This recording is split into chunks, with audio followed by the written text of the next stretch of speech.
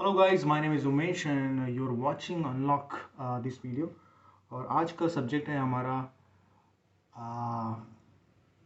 Problem with this movie जो 12th fail movie आई है, उसके ऊपर चर्चा करते हैं। और इस मूवी में क्या प्रॉब्लम है और इस मूवी की क्या आइडियोलॉजी है, मतलब क्या मैसेज देती है इंडियन यूथ को, उस पर थोड़ा सा डिस्कशन करेंगे।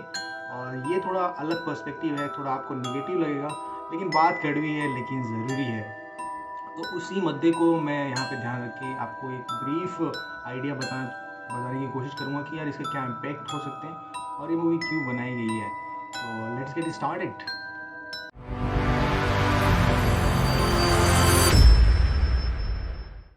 तो यार अभी मतलब आई थिंक रिसेंटली पिछले साल, मतलब पिछले एक दो वीक पहले ही मान के चलो आप, हॉटस्टार पे 12th फेल करके हॉटस्टार पे मूवी रिलीज़ हुई, जो कि थिएटर में भी रिलीज़ हुई और अच्छा रिस्पांस मिला, लोगों ने पसंद किया। वो सब ठीक है, अहला बात है, मूवीज़ बनती हैं, लाखों करोड़ों मूवीज़ बनती हैं और आती हैं चले जाती हैं, लेकिन इस मूवी के साथ क्या प्रॉब्लम है वो उस पर डिस्कस करते हैं। क्योंकि ये जो है जो स्टोरी है वो आईपीएस हैं मनोज कुमार शर्मा, उनके ऊपर आधारित है।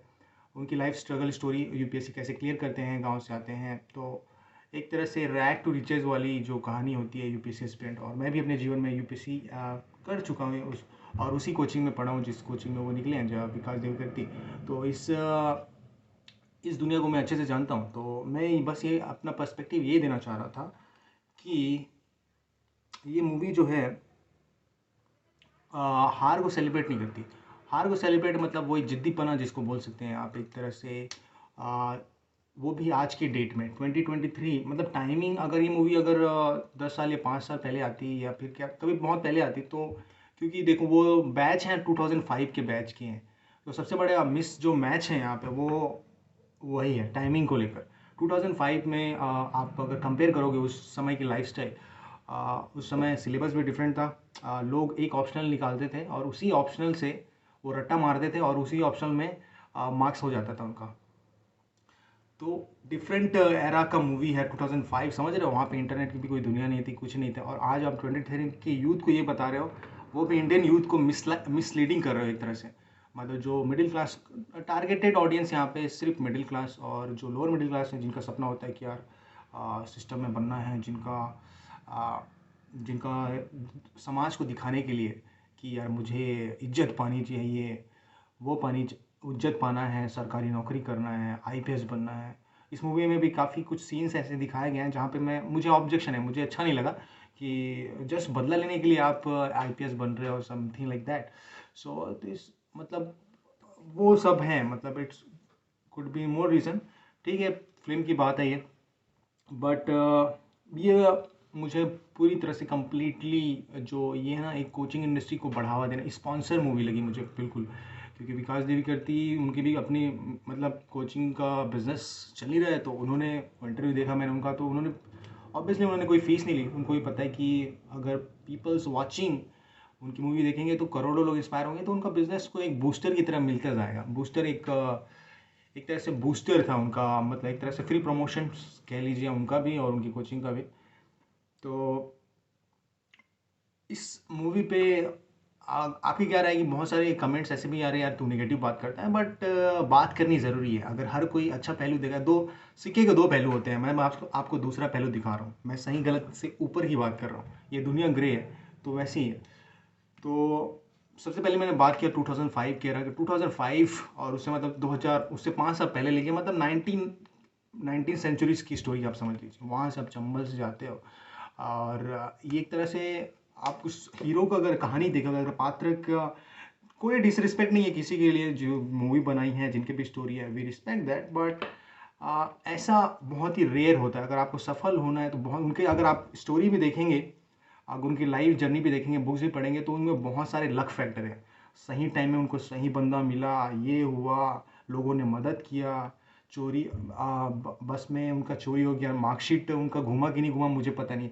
अगर वो डीआईजी का कोचिंग करने जा रहे थे तो सर्टिफिकेट के साथ जा रहे थे या पता नहीं, मुझे भी नहीं पता, वो शो नहीं किया। सो बहुत सारे लक फैक्टर चाहिए, मतलब ऐसे लोग मिले, उनको पैसा मिले, लोगों ने मदद की, तो बहुत सारा लकी होना पड़ेगा आपको। आपको ऐसा क्या बोलना चाहिए, ऐसा चेयरमैन भी मिलना चाहिए जो इंटरव्यू का चेयर पर्सन होता है, वो अगर आपको सही मिले तो भी बहुत सारे लक फैक्टर होने चाहिए, तभी आप इससे एग्ज़ाम में सक्सेस हो पाते हो। क्योंकि ये मतलब 0.1% एक सक्सेस रेट है, क्योंकि आप ज़रूरी नहीं है कि आप बेस्ट हो तब पर, क्योंकि दुनिया में बहुत सारे टैलेंटेड लोग हैं, वो दे आर नॉट सेलेक्टेड क्योंकि जगह ही नहीं है वो। तो ये वर्शिप है, और मैं हमेशा इसके अगेंस्ट इसलिए हूँ क्योंकि ये मिडिल क्लास आप सोचता है कि हाँ ऑब्वियसली वो एक चाह रहती है कि वो अपने अपने आप को आगे लेके जाए। तो इट्स अ टाइम, मतलब ये 4 अटेम्प्ट आपको देने हैं, तभी उनका इस तरह से वर्शिप किया गया कि 4 अटेम्प्ट हैं, लास्ट अटेम्प्ट में आपको मतलब 4 साल आप घिसो कोचिंग में, उसके बाद लास्ट अटेम्प्ट तब हो जाएगा। ये मतलब फॉल्स फॉल्स होप देना। और जो इंडियन यूथ है, और बात करते हो 2020 सेंचुरी की, मतलब 2023 24 हो गया अभी, तो इस सेंचुरी में बात कर रहे होते हो, मतलब अंग्रेजों के ज़माने से चली आ रही है ये व्यवस्था, मतलब जो एग्ज़ाम पैटर्न है जो भी है, और हिंदी ऑडियंस को ही यहाँ पे टारगेट किया गया है बेसिकली।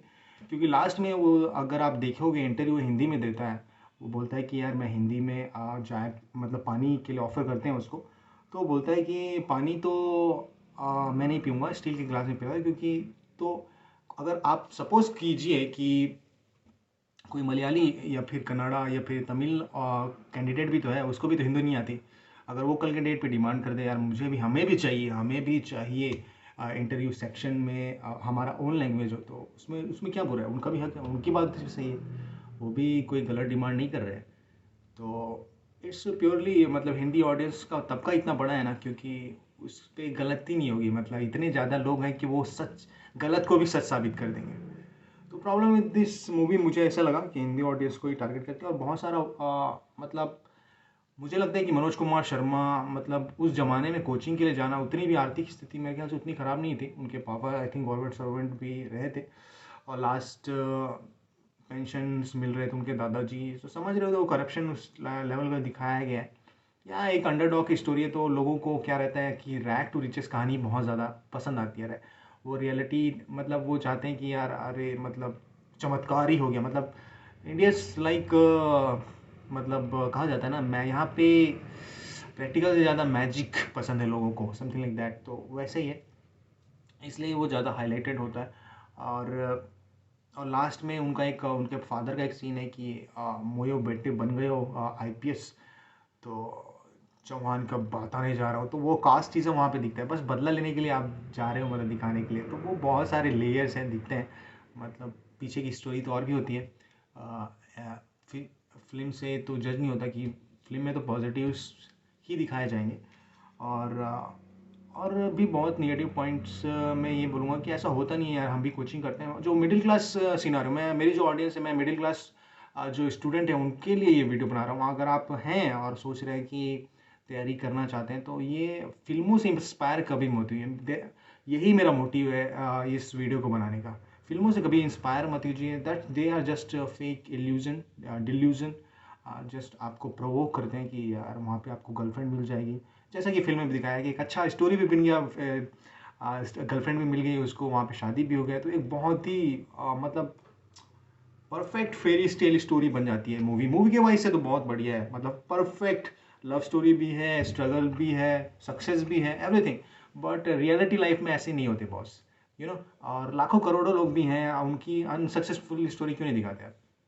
नहीं दिखाएंगे, क्योंकि उससे बिजनेस बंद हो जाएगा। इट्स रन बाय इकोनॉमी, मतलब एवरीथिंग इज़ मनी, अगर वो दिखाना चालू कर देंगे तो फिल्में तो वो फिल्म प्रोडक्शन हाउस तो बनाएंगी नहीं, क्योंकि उससे मनी रन होता है। तो दुनिया में प्यारे सबसे बड़ा है मनी, मनी कैसे चलाना है तो उनको पता है कि किस तरह से चलता है मनी।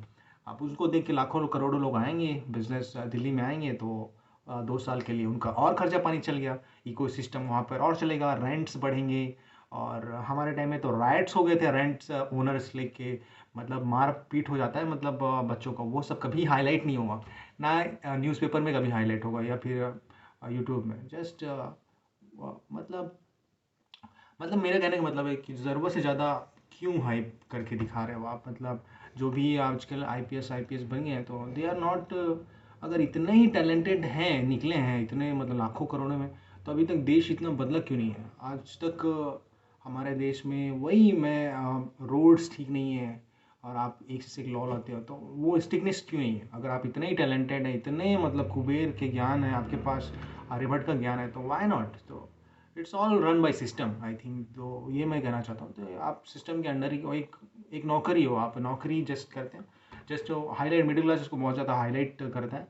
और आपको बस इंस्टा में बस आपको 4-5 गाड़ी और गाड़ी से उतरते हुए दिखेगा बस, उसके अलावा आपको उसकी ज़िंदगी के बारे में कुछ पता नहीं, कितना स्ट्रेसफुल है, कितना वर्क हावर है, कितना मज़ा आ रहा है कि नहीं आ रहा है। So they don't tell you, because वो चाम, वो इज्जत प्यारी है लोगों को, सच बोलना नहीं चाहते या सो में। और कई लोग बोलेंगे कि आप तो कर नहीं पाए तो अंगूर खट्टे हैं, something like that. So but या वही बता सकता है जो जानता है, उसके अंदर की बातें, मतलब साइकोलॉजी की समझने की बातें। सो ये चीज़ है बॉस, कि मैं ये चाहता हूँ कि आप इन्फ्लुएंस ना हो इन सब चीज़ों, उतना अपना स्ट्रॉन्ग डिसीजन मत लें, क्योंकि इट्स अ लॉन्ग प्रोसेस।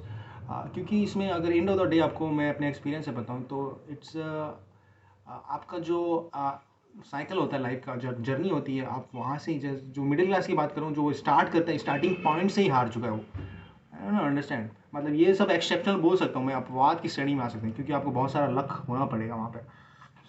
और क्योंकि अपना एजुकेशन सिस्टम आप कंपेयर कर लो, आपके स्टेट का एजुकेशन सिस्टम, आपकी म्यूनसिपैलिटी का एजुकेशन सिस्टम, और जो बड़े मेट्रोपॉलिटन सिटी के एजुकेशन सिस्टम होते हैं, कितना डिफरेंस होता है, इन्वायरमेंट का कितना डिफरेंस होता है।